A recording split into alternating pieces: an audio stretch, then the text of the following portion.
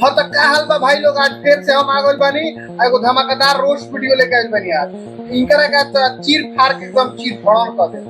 देखो ये पहले गाना सुनाई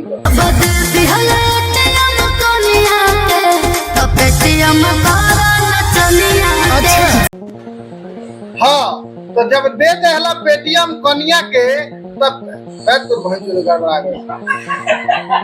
ऐसे क्या मतलब रे साला चोर।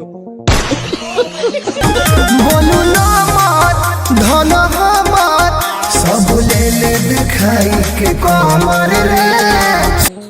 अच्छा बोलू नंबर आ देखा के कमर सब धन दे दे। माने तार चेहरा उलट बा, चेहरा झाट ना मोहब्बते चाहे।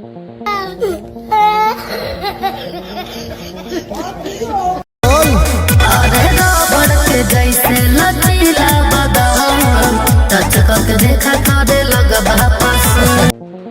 तई भौजी कहतिया कि रबड़ के जैसे लचीला बदन आ टच करके देख लगबा करे पसंद। तो भौजी सुन ले, बहुत मार मारे भोजपुरी में अश्लीलता ना आवे के चाहिए। आ तू बहुत रबड़ के देखत नहीं लचीला बदन भइदा मुआ दे तोर को खानी हो को आई देखा इनका देखत नहीं छुअल। अरे बनचर बड़ा सही है।